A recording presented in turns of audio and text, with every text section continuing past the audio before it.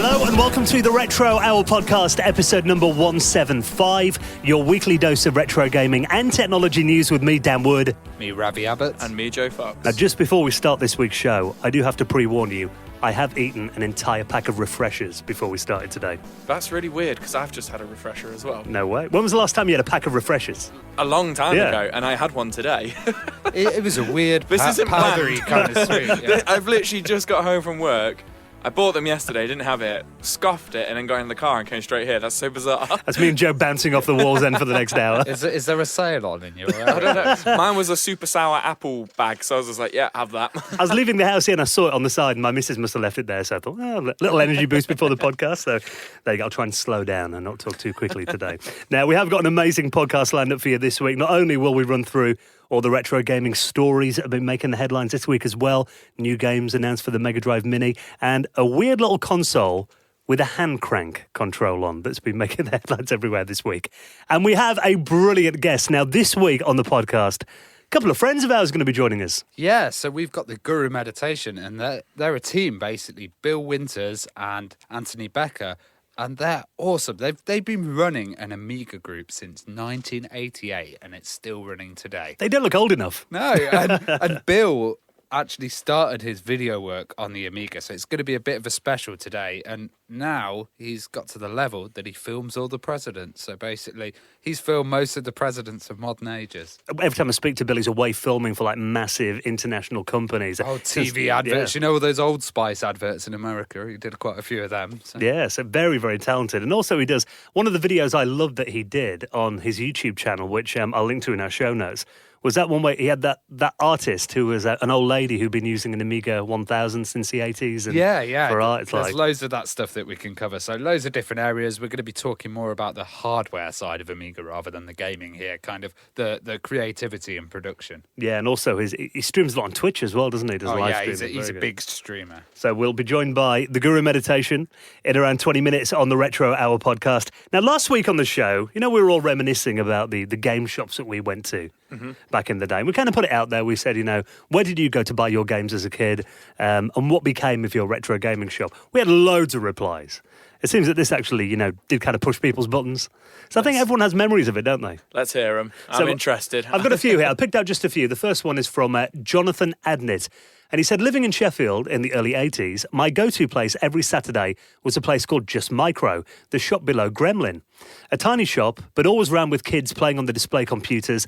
Anytime you'd walk in, and a rep from US Gold was often there showing off coming releases, I saw Commodore 64 Outrun and 720 Degrees for the first time in that shop. Many fun memories. Last time I passed it was a carpet shop. That sounds like a hell of a cool shop. That seems to be the theme. What are they now? Yeah, but you're right. I mean, imagine that. Like, you couldn't imagine going to a game shop now and the major publisher being in there go, hey guys, these are the new games that we've got not this at week. all. Yeah, we've got Squaresoft upstairs. Yeah. Now you just walk in, you've got Dave with the Velvet Rope charging a $5 for the headset. Yeah. On the VR headset. And we got one from Simon Boggy Burton. He used to go to Silica Shop in Sidcup. He spent every afternoon in there after school in the 80s, even having lock-ins when new games were delivered. He remembers 4 new Intellivision games being delivered at around 8:30 p.m. one night, and his folks used to phone and tell the shop owner when his tea was ready, so you go home. But That's amazing. You know who Simon is? No. When we go to Play Expo, he's the guy that runs all the arcades. Oh, Simon, Yes, of course. Yeah. Okay, I didn't know his full name. I know Simon. Yeah, now. you probably know him as Boggy. Yeah, that's it. Carl Bubsy said Games World in Hammersmith in London used to go once a week with my pocket money to buy new Commodore 64 games, bought Robocop and Defenders of the Earth, the latter being absolute rubbish. He said it's now long gone. I think it's a bakery now, he said. And last one, Paul Henderson said it was a computer store in Doncaster back in the 80s. Loads of Amstrad CPC games from there as well. Sometimes went to Rotherham, to Crazy Joe's, and games were really cheap. Had a really good Amiga PD selection in there as well. And it's now CX, apparently. So okay. It is good to get stories, though, where people went to, get games and stuff back in the day before we all got them on Steam or Xbox Live and stuff. So. And that's what Joe's shop would be called, Crazy Joe's. Crazy Joe's. Straight away I was like, oh yeah, that would be mine. Was that little click and you register in the website domain in the background there? So if you've got any more of those, the question we're asking is, where did you go to buy your retro games? What was the shop like? Tell us a bit about your experience. And if you know what it is today, you can drop us an email, show@theretrohour.com, or comment on our Facebook page. Now, before we get into our interview this week, just a quick shout to the people who keep this podcast going week in, week out, because, the Retro Hour podcast, it's a weekly show. We're into our 4th year of doing this podcast now, which is crazy. And hands up, honestly, we would not be doing the show if we didn't have your support, because, we couldn't afford to pay for this out of our own pocket for this long. So any donation that we get into the show really helps and all goes back into the running of it. And you can make a donation of any amount via PayPal. You'll find the link on our website at theretrohour.com. And for doing that, you will find your place in the Retro Hour Hall of Fame and get a mention on a future episode. Just like this week, Krista Gordon, Benjamin Leland, S Solutions, and Frank Elvin Fruntold, who all made donations into the running of the show, and you can do the same at theretrohour.com. And let's just give a quick shout to another big supporter of the podcast as well, The Economist. Now, The Economist have been massive supporters of the Retro Hour, and we love them as well because, it's a publication that's been going here in Britain for over 170 years. That's nearly 2 centuries that they've been delivering trustworthy intelligence that helps people like us choose where we stand on issues that matter most. Now, as well as covering, the important stuff, economics, finance, politics, business, they also cover stuff like technology, the arts, and video games as well. Now, you're reading something really interesting about this change that's happening in casinos. Yeah. So we've had a few guests that have actually talked about how they've originally started on fruit machines and then that kind of went into arcades, sharing a lot of the same technology. What they're saying at the moment in the casinos, people sit there with their 2Ps, all the old ladies, and they keep... Or my wife when we go, usually. They keep putting it in Las Vegas. Well, they're saying the average age of the kind of casino slot user is 58. Wow. So they're going to lose them soon and lose some of their... soon. Forever the optimist. and lose some of their profit. So what they're saying is they want to add skill stuff to them to make it more of a kind of a skill game. Now, I've seen in the UK where it's gone completely different. Yeah. And they've added these fixed odds betting terminals, and those things are scary. I walked past quite a poor area, and there was one guy, and he was a builder, and he got his whole wages, and it was probably about $6-7 grand, and he just put it on the machine, and everyone was gathered around and just lost it in like 5 minutes. Wow. And that was really, really scary. So I think there's 2 ways you can go with this. You can add skill, or you can add complete risk. That's the thing. I've never found fruit machines that interesting, really. It's like I know it's a chance game, isn't it? Really. Yeah. But if you're putting skill in there as well, I guess you're going to actually stay in the machines longer, which might keep people in the casino longer as well. I've never seen myself, never had the appeal, growing up around Blackpool and stuff as well. Really exposed to it, but I just never got into fruit machines. It's a whole industry in America, isn't it? They pump like fresh air in there to keep you kind of entertained and happy. And When I was in Vegas, they were handing us free shots of Sambuca to, loosen up our pockets a little bit, I think. So, those are the kind of things you can read about in The Economist as well. Some really interesting, in-depth articles that will really teach you stuff that you never realised and didn't know before. Now, we'd like to give you a free copy of The Economist through your door. Now, if you do this, not only will you be really helping out the podcast as well, but also you'll get to check out The Economist for free. So if you'd like a free print copy and you live in the UK, all you have to do is text the word retro and send it to 78070. So grab your phone right now. That's all you got to do. Text retro and send that to 78070 and get your free print copy of The Economist, the smart guide to the forces changing your world. Now, it's fair to say around the table here, we all enjoy handheld gaming. I've got a Switch, you have as well? I'm fond of it. I don't have a Switch, actually. Oh, you got a Lynx. If that's my 30th birthday present, though, Dan. Just giving it away, yeah. You're going to be so disappointed. But I do have a week. Lynx. I do have several DSs, many Game Boys, many Game Boy Advances as well. You've got a Switch. Game Gear. My fiance's got a Switch. Yeah, I nicked that, yeah. It's one thing, though, when you're playing your handhelds, do you ever think, I wish it had a hand crank on it? Every time. I'm sat there playing Resident Evil on the DS, and I'm like, I just need to feel this crank. I just need to get in the zone. Well, this is a new console, a handheld console that looks a little bit like a bit of a Game Boy kind of rip-off. This is called the Playdate. That is a weird name for a console, isn't it? The Playdate. I always thought the PlayStation was a weird thing. It sounded like some kind of masturbation aid. Sorry, I have to cut that out. Nice. Well, I don't even want to know what visions the Playdate brings for you, Ravi. But, they've unveiled this handheld system now, and they're aiming to break the rules of most games consoles. Now, if you look at it, there is a little video that they've posted on Twitter, and it does look a bit like a yellow Game Boy. Interestingly, it has a black and white screen. So, I mean, it's not monochrome, it's literally black and white. Well, there were a few games with those hand cranks. Do you remember the Sega Bass Fishing one? On the Dreamcast. On the Dreamcast, there were quite a few. Yeah, I don't know. It's the vibe they've got. Like, obviously, they're going for, like, you're cranking it and you're moving your little guy along. Yeah. But it's such a novelty. Surely it's not going to take off. Do you know what I mean? Well, it's saying here it's going to be $149. Yeah. And it's black and white as well, and they're going to do a kind of limited version of it. This is the kind of thing, like, when, like, a relative's like, I've got you a really good birthday present, and you're just like, oh, thanks, knowing, like, they've spent so much money on it, and you're just going to play it once. It's quite a successful publisher, though. The guys who did Firewatch. Yeah. So maybe there might be some integration with a game, like, if you just crank, you get extra stuff on your PC. I don't know. But this one game they're showing rewards, on their so. tweet, it's called Crankin's Time Travel Adventure. And looking at it, I mean, there is a D-pad on there, and there are, a couple of action buttons too. But they're kind of moving the main character along with the crank on the side. Yeah. Kind of reminds me a bit of like those all kind of mechanical games in a way. It's got a bit of a kind of an Etch-a-Sketch kind of vibe going on. That's there. what it reminded me of, like Etch-a-Sketch, like Spirograph. Yeah. Like, it's weird. Do you remember that one on the PlayStation where the rabbit ran along the sound waves? You put your own CD in, Vib ribbon. Yeah, I do on, actually, yeah. I forgot that. It kind of looks like that, and it looks a bit inky as well. More like one of your kind of Kindles. It reminds me of a Game & Watch. The display. Looking at this, I mean, it is completely different to anything I've seen before. Whether or not it's something I'd actually want, and actually looking through the comments on Engadget here, the top one is, bass fishing games in 3, 2, 1.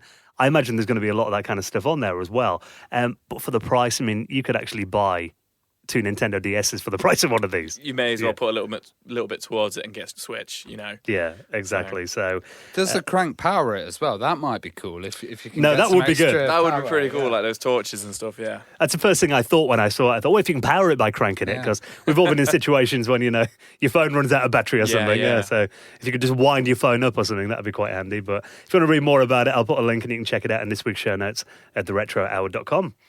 Now, I think it's fair to say the Sega Mega Drive had one of the best sound chips of all time, and Rev, you're a big audio guy. Yeah, I prefer the SID, but the Mega Drive had a banger. Well, there is actually a Spotify playlist at the moment of some cool remixes, songs that we might know from Sega games. This in particular is one of my favourites. Recognise that, Joe? Nah, don't say it, don't do it. Little warm up for the Christmas quiz. No, I don't know it. Come on, Joe. You play this. I play this. I've played this with you. Oh. You've played this with me. Yeah. Oh, well, I ain't got a clue. One of the most famous Mega Drive games. It's a remix of Columns. Yeah, you go. I You just said said it. You just said it. This is really good, As though. soon as that little bit came in, I was like, it's Columns. Well, this is a guy called Mitch Murder, who's actually made... I know Mitch Murder. It was I don't know him. know of him. I know of him. He's one of the guys that's done one of these remixes. I mean, there's actually a bunch of them here. This guy from Reddit called Mercurius FM, he's put together a playlist of some of the best remixes of Sega Mega Drive tracks that are on Spotify. So, Well, Spotify is actually quite a good resource for video game music. I checked quite a while ago, and I made a whole compilation list of like Alistair Brimble, Chris Holzbeck. There was a lot of people there that had actually released albums on Spotify. So check it out for gaming soundtracks and lists. it's not the first place I'd actually go for that kind of thing, but you're right. I mean, looking at that. You find as well, like, even just for like movie soundtracks and stuff like that, but especially game soundtracks, you go on Spotify, just type the game in or whatever, and you won't just get the music, you'll get all the demos and everything, like all the remixes, everything. Yeah. It's fantastic. Like, before you know it, you'll think, I'm going to get 10 songs, but you've got 37 or something like that. Yeah, I had a list cool. of about 50, and they were all Amiga. Yeah, so that's just showing how niche it is, and then there's so much more that you can have Sega and stuff. Pretty good for podcasts as well, Hashtag, yeah. Just saying. We're Just on saying, there as just well. saying. Spotify installed. Now, while we're on that Sega vibe, you may have seen this news came in just a little bit too late for us to cover it last week, but they have unveiled another 10 games for the Mega Drive Mini.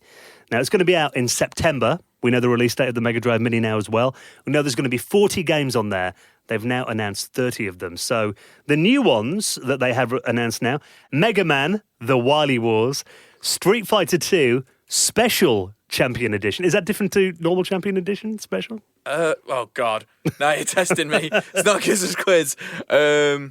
I know don't Champion know. Edition, yeah. Yeah, I don't know, Special actually. Champion Edition, apparently. Sonic Spinball, which I think that game's always been a bit 50-50 with people. I really enjoyed Spinball, actually. I like Spinball, but I've got memories of it just being so frustrating. Yeah. And it's only like 4 levels long as well, and I think they knew it was frustrating. I think this list kind of will be irrelevant in the future once it gets hacked and people just shove absolutely everything on it. But I found something really interesting, which says that basically in North America you'll get a power supply. So Yeah. the rest of the world won't get power supplies, but North America will. I wonder why that is. If there's some regulation or something, maybe they've got to ship with I power don't know. supplies. I or- noticed that somebody doing an unboxing of I think it was the SNES Mini, and they got a power supply, and I was like, I didn't get a power supply. Maybe it's a North American And it rule was a then or North something. American Yeah, rule. Because something. when I was in America, there were guys queuing up for the PlayStation going, where's the power supply? You know? I mean, come on, it only costs like, what, probably 20 pence to include, like, the USB charger. GameStop was selling their own, like, here. Yeah, for $15. Yeah, exactly. It's ridiculous. Fantasy Star 4, Beyond Oasis, Ghouls and Ghosts on there as well. And that's another game that like used to frustrate the hell out of me, that game. It is so difficult. Alex Kidd in the Enchanted Castle, Golden Axe, which Yeah, of has to be course. on there. Got to be there. Vector Man and Wonder Boy in Monster World. But interesting, no columns announced yet. Is it not? No, look at the list. That wasn't an omission, actually. I was quite surprised, pleasantly surprised, because I assumed it's going to be the typical, all the normal Sega games which are on every single Sega compilation game. Yeah. But it's actually quite refreshing to see, like, we've got Castlevania Bloodlines on there, which is really nice. Gunstar Heroes, Castle, and World of Illusion. World of Illusion being one of my favourite games of all time. Did Mega Man The Wily Wars come out over here? It didn't come out. Oh, on okay, there you no, so it's like I say, it's a real breath of fresh air not to just see like Streets of Rage 1, 2, and 3, Sonic 1, 2, and 3.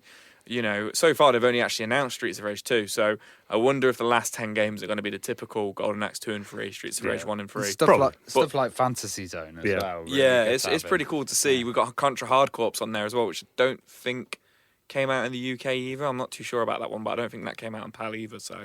That's one thing we've said about Sega. They do seem to take their retro fan base seriously, don't they? Yeah. They want to give them a good experience, I think.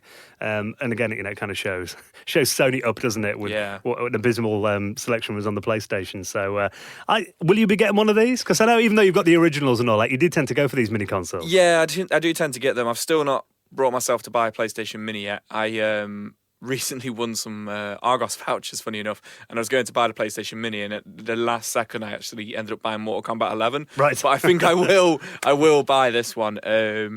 Although, looking at it, other than Mega Man Wily Wars, I do have every other game on there, but I will still buy it. But you can't fit it in the palm of your hand. We can't put it in the palm of your hand, no. So I think I will still buy it. And plus, I think it's, £70 as well, Yeah. so not too hard to swallow, really. So Yeah, I haven't got any of the mini consoles, but this one actually does quite appeal to me. It's my Mega Drive at the moment. It's not doing all that well. It's a bit poorly. Sometimes I boot it up and like it doesn't work properly, and then probably 'cause I've got the 32X and the Mega CD and everything all stuffed into it. Frankenstein's monster in the glass cabinet at Dan's. Yeah, then I've got to wobble the 32X to make the connection work and Rattling things, it. So yeah, I might get one of these for convenience. Some of the games do look really good.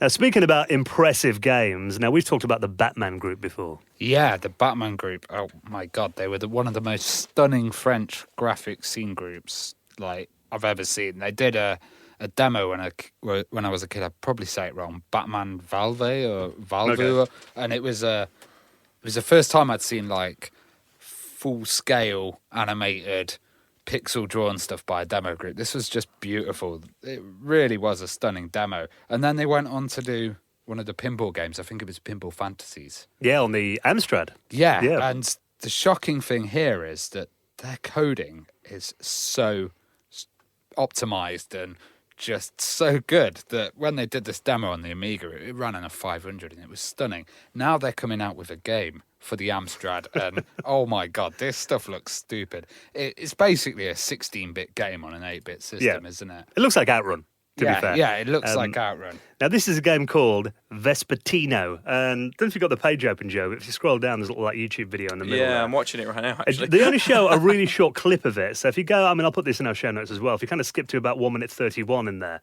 is a little clip of it running. And bearing in mind, this is running on an Amstrad CPC 8-bit platform. How smooth does that scrolling and the graphics? 25 frames per second.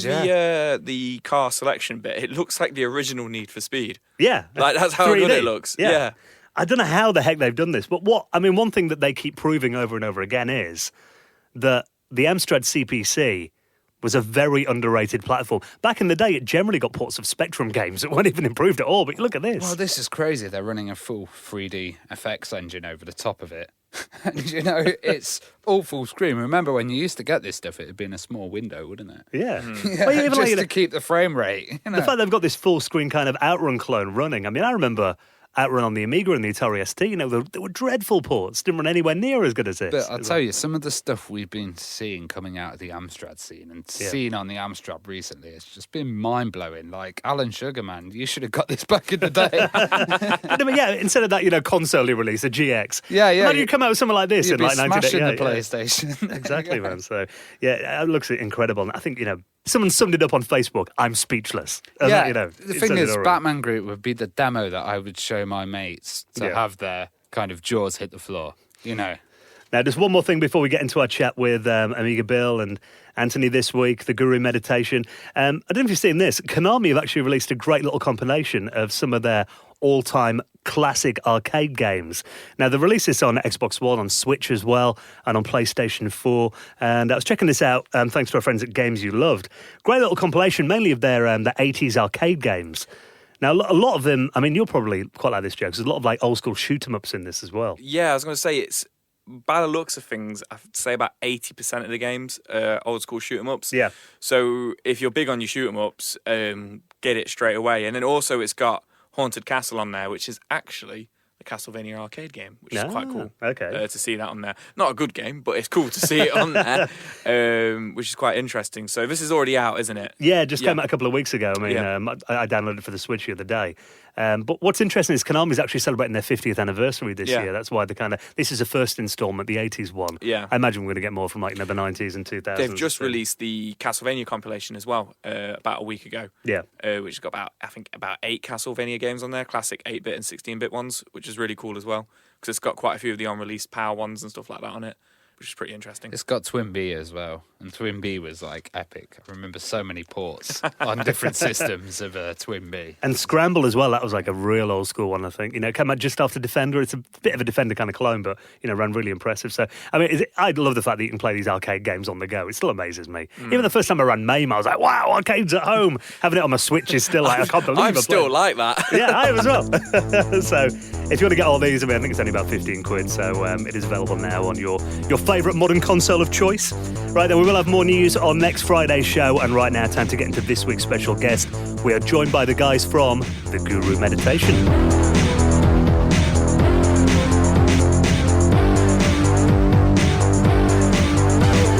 You're listening to the Retro Hour podcast, and it is time to welcome our special guests this week.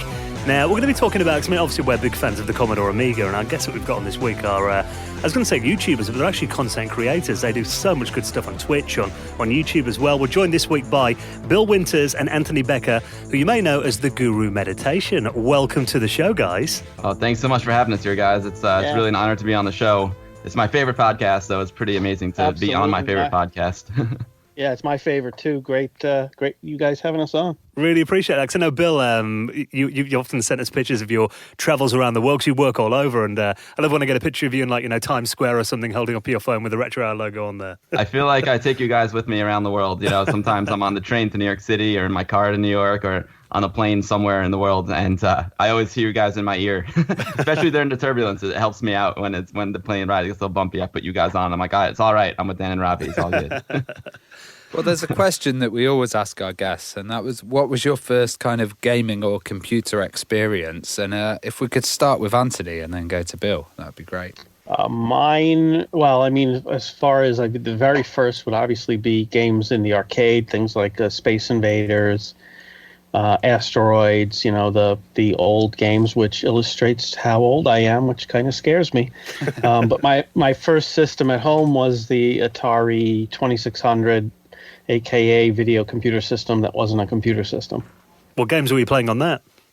Oh, I'm everything. Again, same. Just like the arcade, Space Invaders, Asteroids. I loved, my favorite games on that were were like the Superman, Raiders of the Lost Ark. I loved those games. I mean, I still have those cartridges. Empire Strikes Back by Parker Brothers. Just I loved those games, and I still have my original Atari 2600. What about you then, Bill? Were you much of an arcade goer back in the day? Oh yeah, I was a huge arcade guy back then. Still am today. I love myself a good barcade. It's one of the things I do when I travel. I find the local barcade.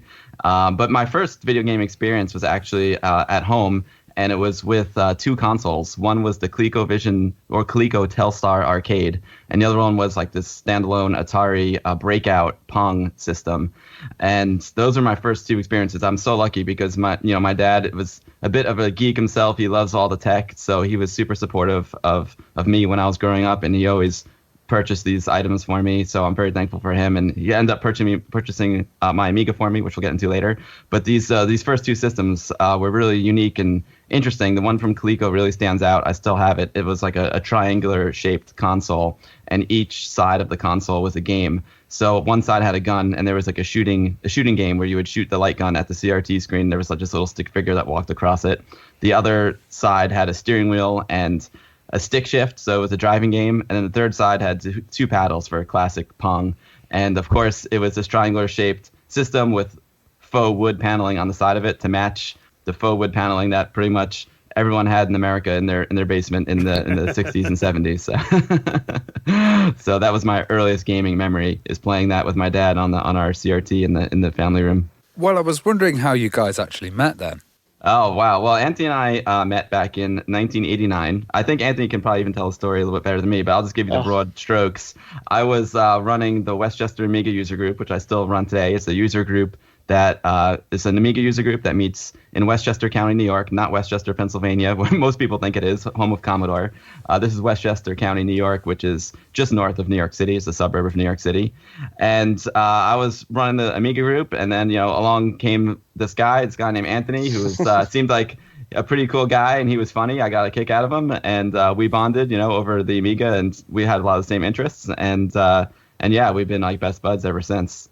And I wasn't old enough to drive yet, so my dad would drive me to the meetings, and he would help me run the meetings. And then we applied to Commodore to become an official Commodore user group, and we did, and we got the official Commodore user group seal, and we had bylaws and the whole nine. And the group was really strong back in the day. We had like 150 active members, and we also had what we called special interest groups. So on the first Thursday of every month was a general meeting, and we just talked about anything that was going on in the Amiga scene.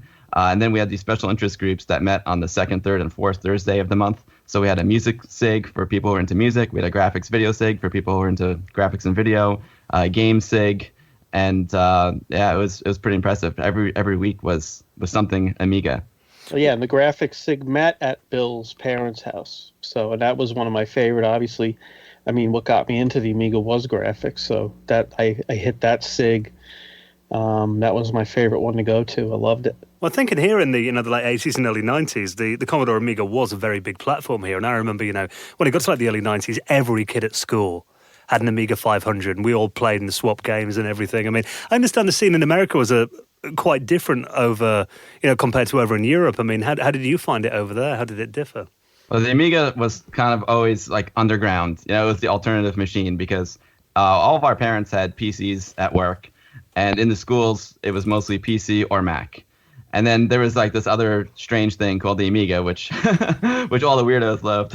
all the artists and gamers loved the Amiga. So it was definitely like third fiddle to the PC and the Mac. It was a little bit more underground and more specialized for people who were into graphics, video, and music. Bill is again illustrating how old I am, because in school, when I went, high school, we got our first computer lab, and it was TRS-80 Model 3s and a Commodore PET 2001 in the physics teacher's classroom.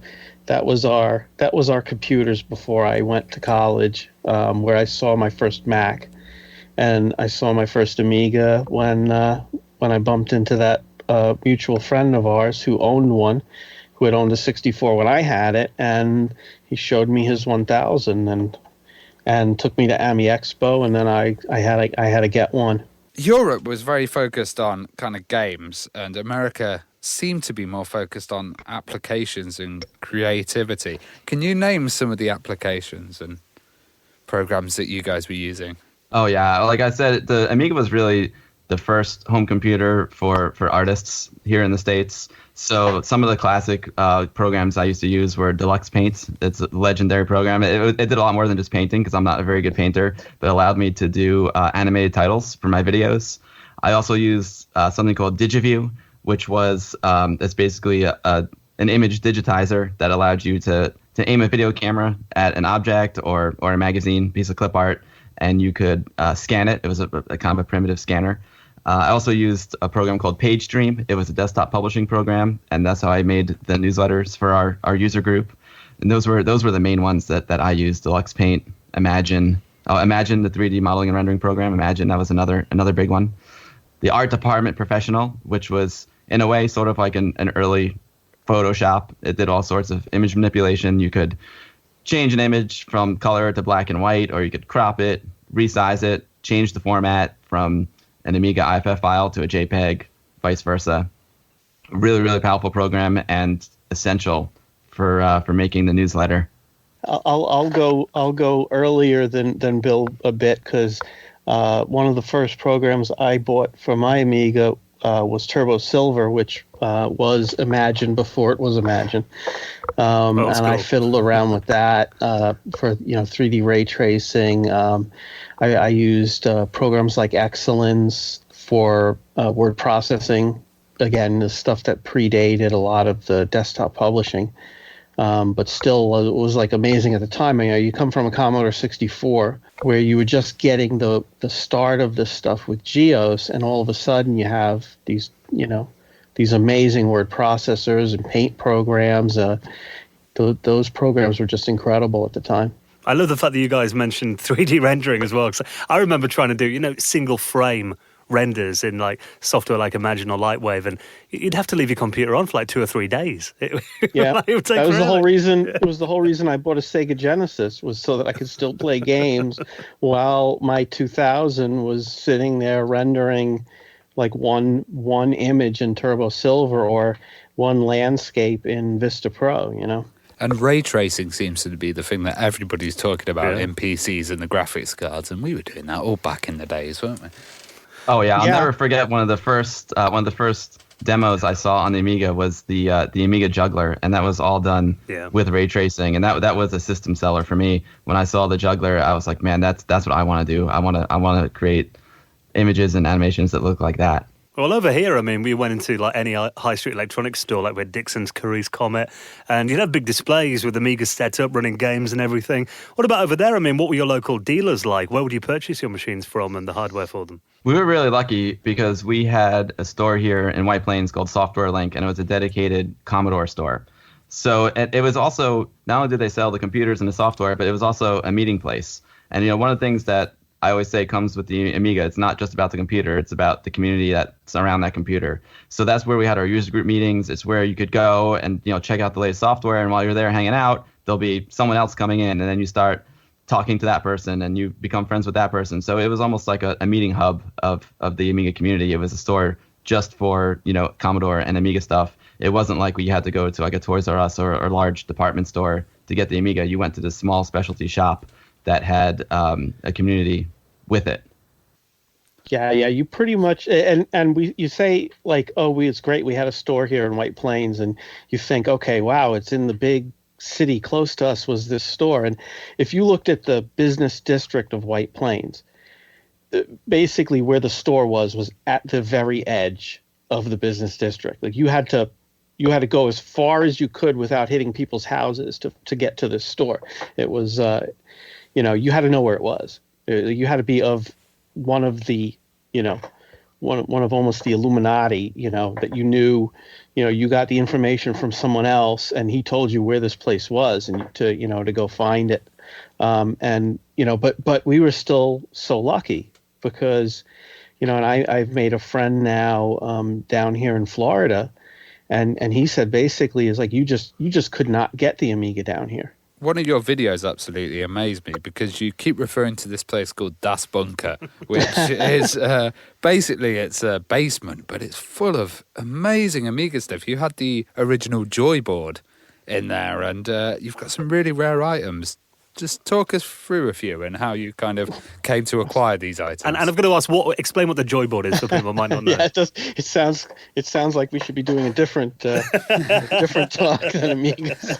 But, well, Joy board was one of the two things. And one of my favorite joysticks. When I had the Atari 2600, obviously, generally you would invariably always break the crummy Atari joystick, and then you would go to your local store and search for a replacement. And I picked up this little tiny joystick called the Power Stick.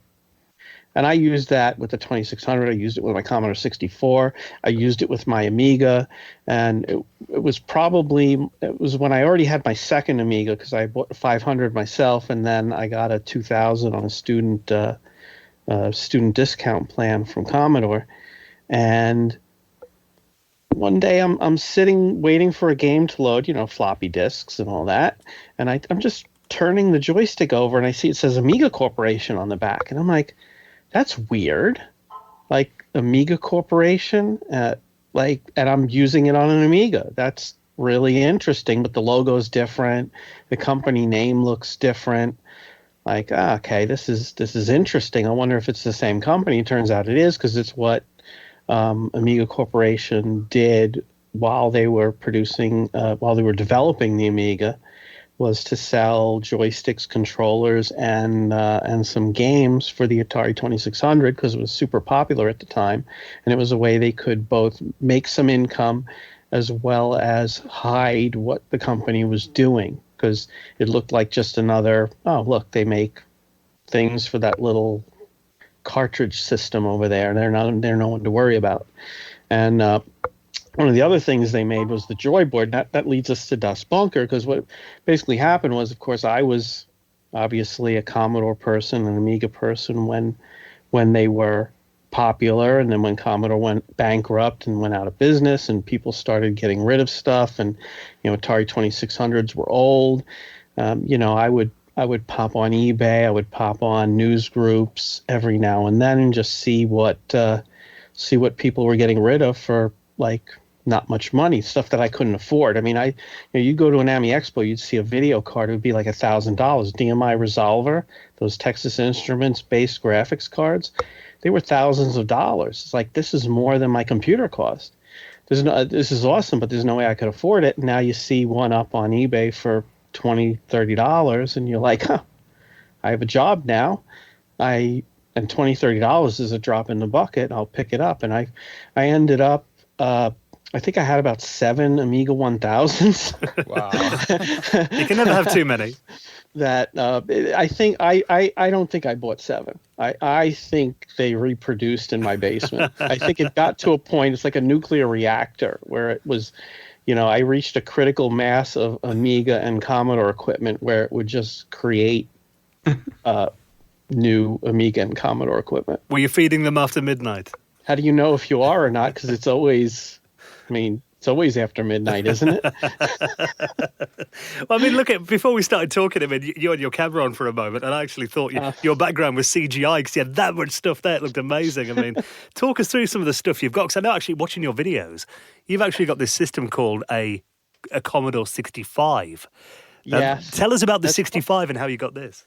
How I got this is I actually still even have the receipt for my Commodore. I'm probably one of the few people in the world that actually has a receipt for their Commodore 65.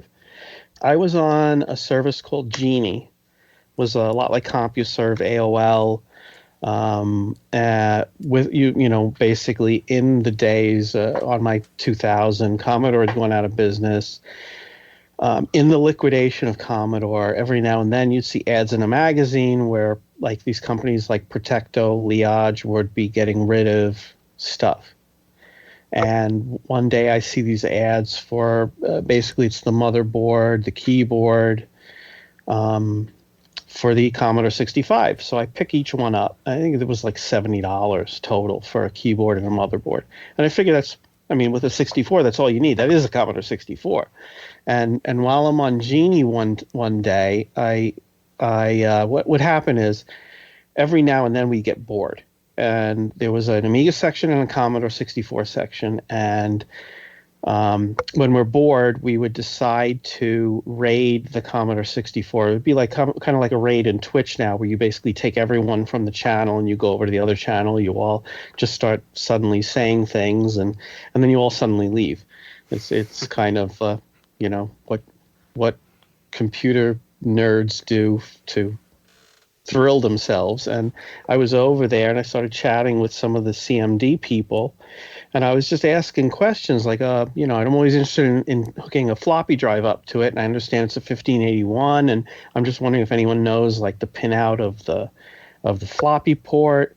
And they're like, oh, we have some Commodore 65s in the back. We'll sell you one for $40. So I bought a Commodore 65 for $40 from CMD. I have a receipt and everything. And when I got it, it was supposed to not be working. And everything I buy that doesn't work, the first thing I do is plug it in and turn it on, because I figure I can't hurt it. And I turned it on. It worked fine. And yeah, it's crazy. And you buy it because you think it's $40. It's a curiosity. $40 is not a bad price for something that's worth nothing. It's a computer that never came out. The Commodore 65, I mean, for people that might not be familiar with it, this was probably Commodore's last 8-bit machine. It was a prototype they made in the early 90s. It was meant to be a successor to the Commodore 64.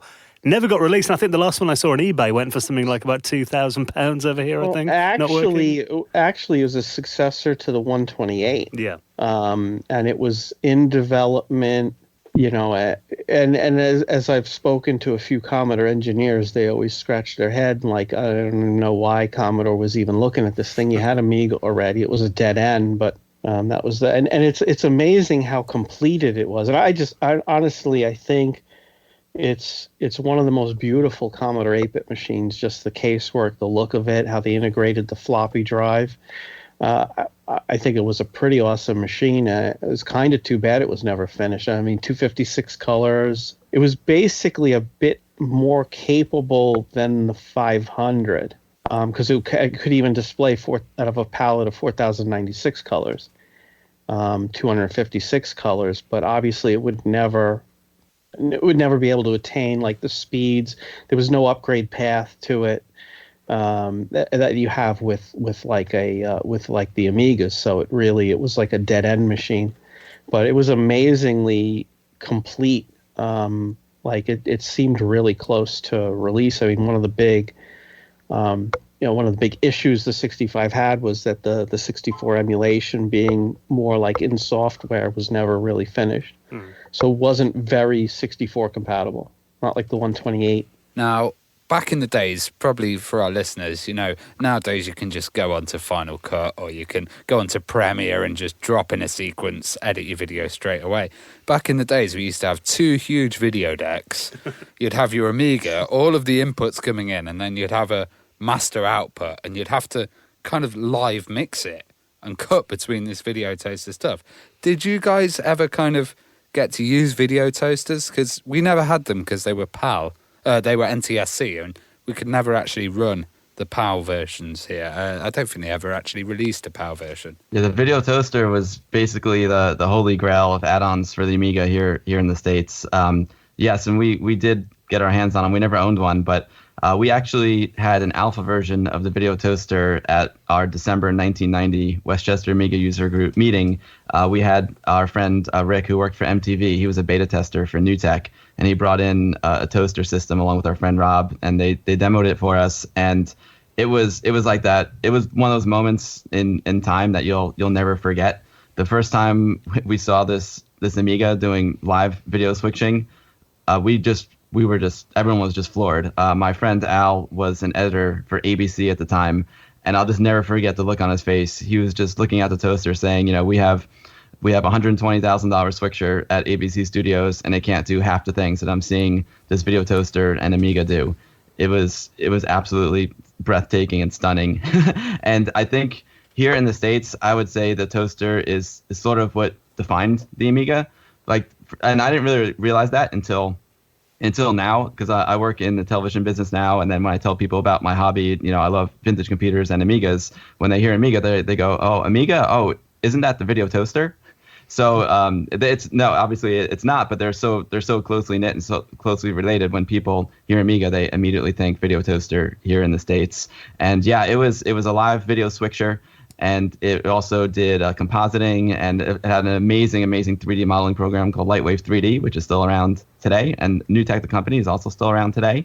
But it was, a lot of people think the toaster was an editor, and it was really just a switcher.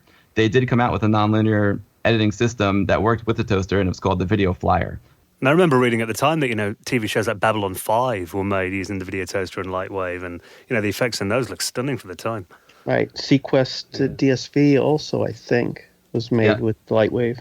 Yep, they all started out on Lightwave, and if you go into like any public access channel here in the United States in the early 90s, and chances are they had a video toaster there, and they used them for the channel preview guides at our local cable channels. So every now and then you'd go turn on your TV and you would see a Guru meditation pop up on the screen because the toaster had crashed. It was awesome. and that's the other cool thing, is there's actually people on the internet trying to like resurrect the old preview system to something where you could use the software and like load your cable company's TV schedule and basically have it run on your Amiga or an emulated Amiga on the old preview software.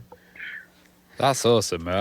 I know that, Bill, you're a professional cinematographer now, and you do lots of filming, and I wonder how much of the Amiga actually is part of that, getting you into that position. The Amiga is key to getting me where I am now in my career. Like I said, my dad's always been super supportive, and he teaches communications. He teaches television and radio production. So growing up as a kid, I always had a video camera in the house, starting out with an old 3/4 inch system and then a VHS system. So I was just shooting video all the time since I was a little kid in the late 70s. But then when the Amiga came out, it took it to a whole nother level. I hooked up a gen lock. I had a rock gen for my Amiga, which allowed me to make titles for my videos. I would hook up two VCRs and do linear analog video editing, VCR to VCR, and I would use the Amiga for all the special effects. I would use it for all my titles. I would render 3D animations with it. I would do. I also had a chroma key for it, so I used the Amiga to express myself creatively and to help make my videos.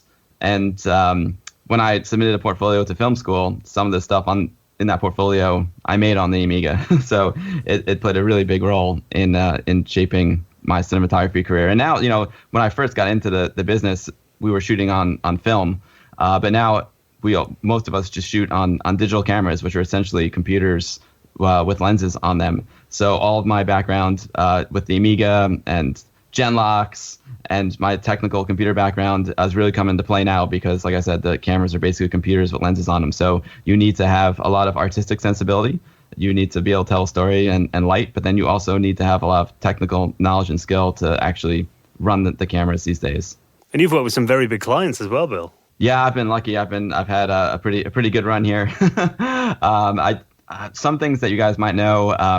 I started the show Camus and Cars Getting Coffee with Jerry Seinfeld. I've done work. I did Justin Timberlake and the Tennessee Kids. That's on Netflix. A lot of Netflix stuff. And a lot of television promos. Just shot the opening to the Major League Baseball playoffs. That was really, really successful. It just won some Emmy Awards. I've been super lucky to have the amazing career that I've had. It's literally taken me all around the world. I've been to pretty much every continent now except Antarctica.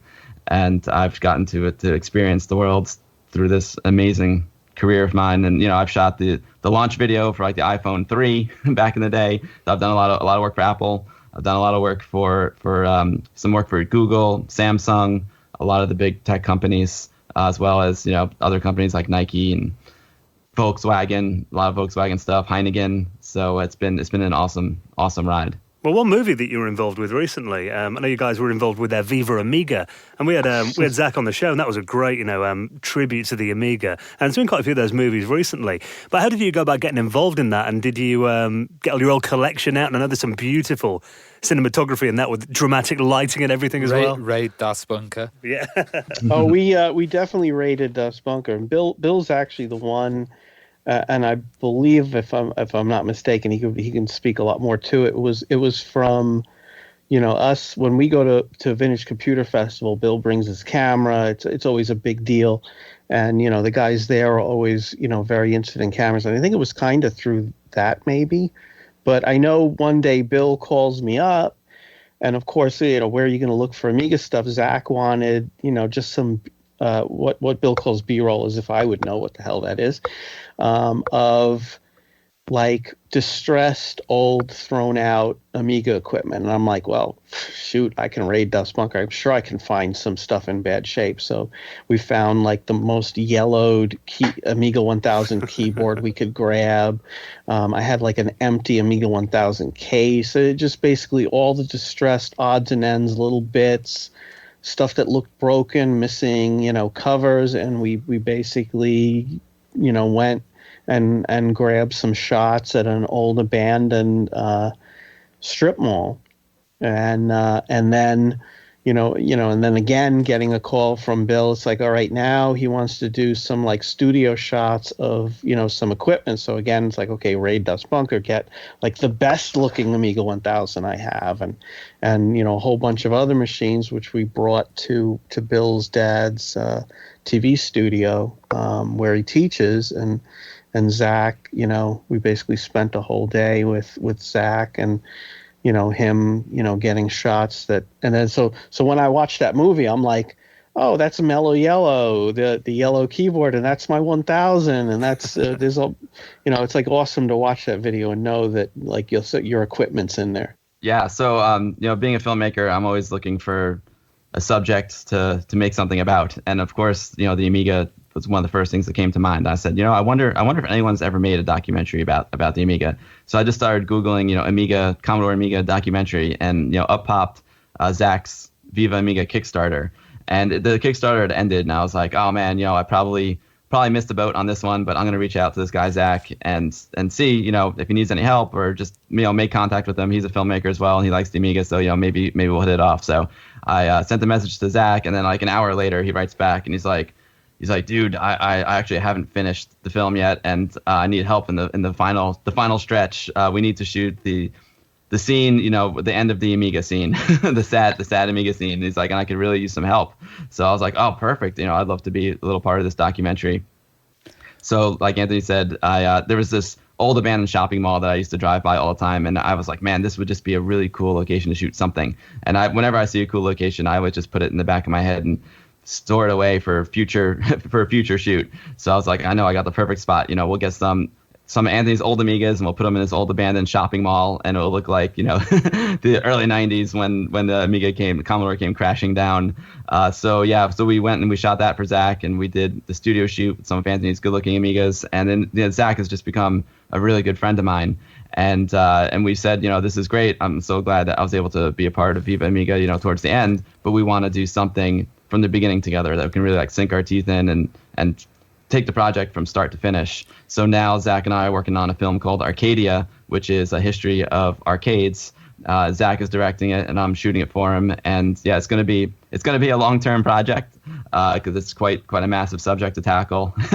But we've already done a bunch of shooting for it, and they've come out great. And it's been awesome going into some of these old arcades and spending time with Zach.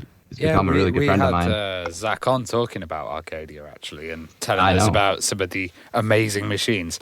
Well, one thing that we mainly know you and Anthony for is the Guru Meditation, which is your amazing YouTube channel. And one of the videos that I absolutely love is where Anthony's doing a talk on the Amiga 4000, and then the kind of original designers walk in as you're dissing the Amiga 4000.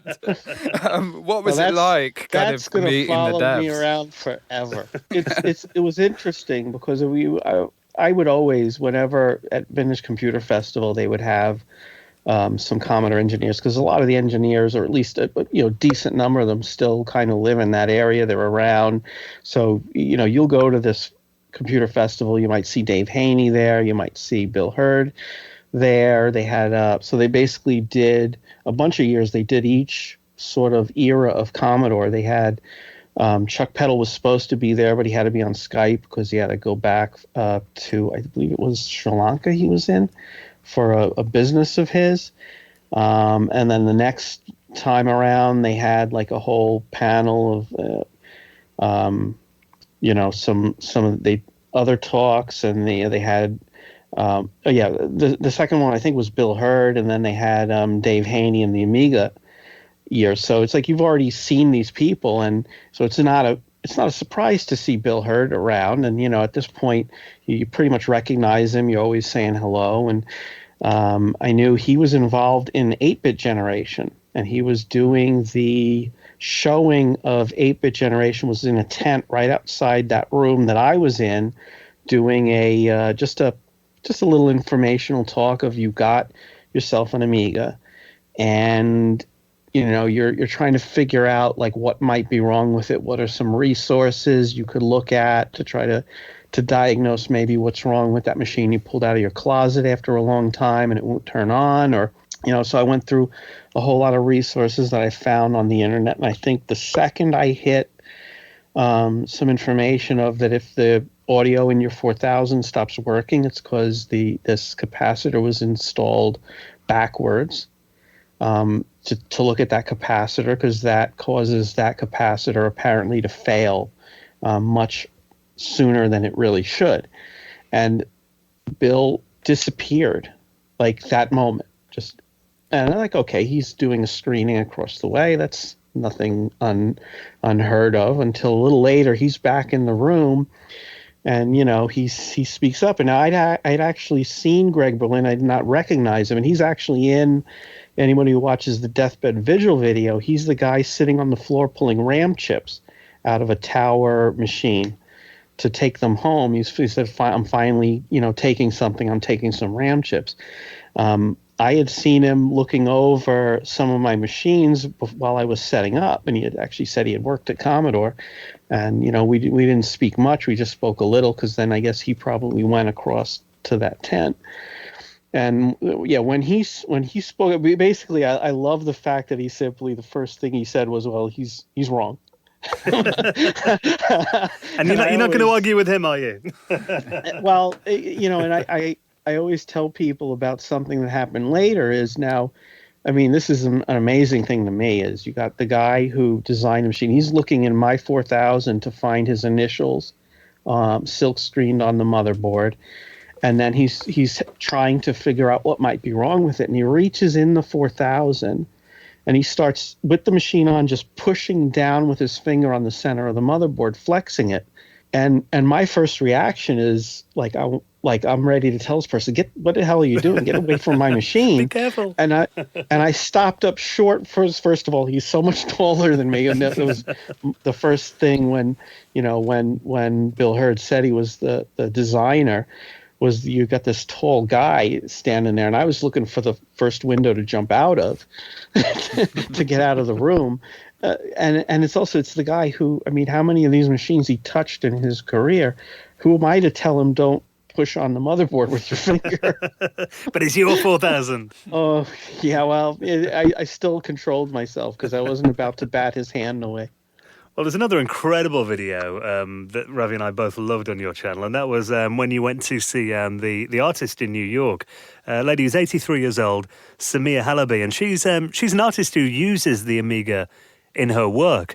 So how did you meet up with her, and tell us a bit about her then for people that may not have seen the video? Well, it's a pretty incredible story. Samia and I have a mutual friend who we met, and this mutual friend, she's very much in the art community, and she's very much into Amiga. She's into electronic music, and she was making an album and using the Amiga, and she needed an Amiga she always heard of the Amiga, and she always wanted to make some electronic music with the Amiga, and she had an idea to make this album, and she was looking for someone who had an Amiga that she could borrow.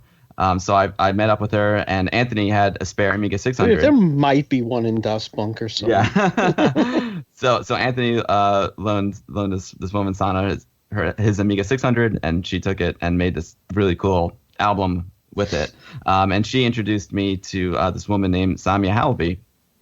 And she said, I have this friend named Samia. She's, a world-renowned painter, and she did some artwork on the Amiga, and she wants to preserve them because all of her work is on floppy disks. So I was like, no problem. Like, Anthony and I know how to do that. We'll go down and create some ADF files for her. And I was doing a little bit of research on Samia because I didn't know anything about her. And it turns out she's a world-renowned painter, and she does this incredible artwork on the Amiga. So I was like, you know what, this woman sounds really interesting. Like, maybe I should bring the video camera.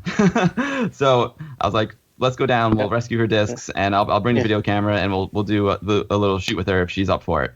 Yeah, he brought the video camera. I brought the 1200 and the PCMCIA CF adapter card.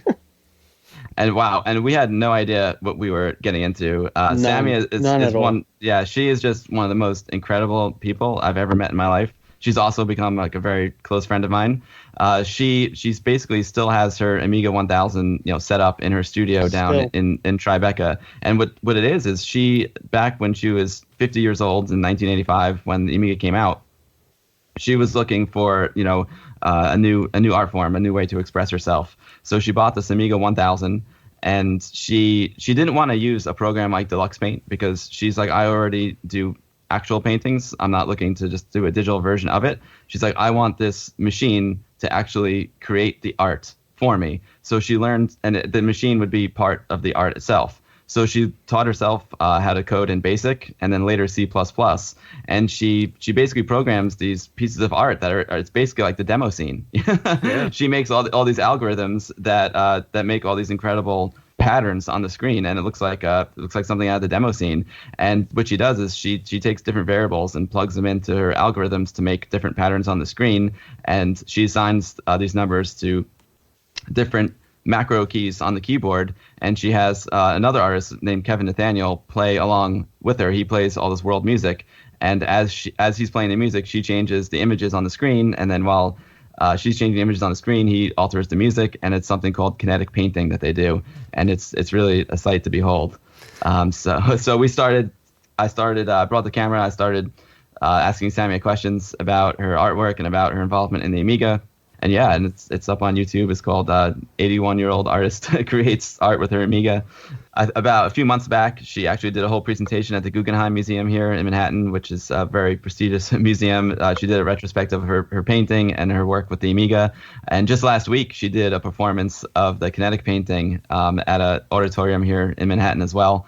And her Amiga juices are flowing. And someone had seen the video, a gentleman named Roberto Rogol, and he's like, you know what, this woman needs an Amiga 1200. She needs to upgrade from the 1000. So he actually sent her an Amiga 1200, and we're in the process of getting the 1200 set up for Samia so she can use a 1200 and do some AGA graphics and bring the 1200 with her as she does her kinetic paintings around the city. That's awesome. And one subject that you covered on your channel, which I think is a very kind of, it's the question that everybody asks about Amiga. And you went off to an Amiga Polish event, Ami Party, and there was David Pleasance, the former managing director of Commodore UK, and Trevor Dickinson. And they did a talk on why the Amiga failed, why Commodore failed, actually. And that was really interesting. Were you pretty shocked to hear about the kind of incompetencies of Commodore? No, we lived it. Yeah. I mean, we would always sit there. And I remember a lot of times just having talks in the users group about, like, why don't we see ads on TV? Like, we know how amazing this machine is. We're meeting once a month and sometimes more than once. We're using it every day. I mean, why does no one else know about this? Why are people are exalting this Mac, which is like black and white, single task, like just pathetic if you used an Amiga. Like why is this not and have any traction? And then you see the video toaster come out and you're like, oh yeah, finally we'll see something, and it's like still nothing. And then it kind of, you start hearing like the rumors that Commodore is in trouble. Well, it's not like that big a surprise. You're kind of like hope that someone will buy them, and it just, like I said, hearing them, it's nice to. I almost I hate to use the term because it's so overused, closure. But you kind of get this little bit of closure, like, oh, yes, that's exactly what I thought the problem was. I'm glad I know I was right. Well, for the final question, I was kind of wondering, it's been 30 years since you set up that Amiga group, and it still seems like it's going strong. I was wondering what you guys think of the Amiga scene at the moment, and what keeps you interested in it? Well, what keeps us interested in it is, what keeps me interested in it is, I think it's because it was a computer from a simpler time, but it was also the first real computer. Like there were times, like Commodore 64, I like it. It's like a Nintendo. You would turn it on, you'd throw a disc in, you load up the game you're going to play, then you shut it off, you turn it on, you load up the next thing you were going to play, or the word processor or whatever. Now you had a computer that there were times I turned on my Amiga was not even to play any game, not to type a letter, not to do any of this stuff. It was just to fiddle around with the startup sequence. Maybe I can, how can I get this to work a little better? Oh, there's a new JPEG decoder. Let me throw it on there. Once you have a hard drive, this was a computer you could use just to be a computer. To me, I thought that was amazing looking back at it. Now you do this stuff every day on like a Windows machine, where you might load some new updates and things, but back then it was unheard of to do stuff like that. So it's just such an amazing thing, almost like an eye opener, that a computer itself could be something that you would use just to be a computer. And I loved that. And that's why I basically never left it, really. The Amiga scene today is absolutely booming. I mean, it is incredible. Yesterday did a Twitch stream, and it was the premiere of a brand new Amiga game called Reshooter, and it was the excitement for this game was just like off the charts. There were hundreds of people watching, and we had an absolute blast. But that was just like one piece of the puzzle. There's the renewed interest in Amiga. I think Amiga and retro is in right now. There's a huge renewal of interest in it.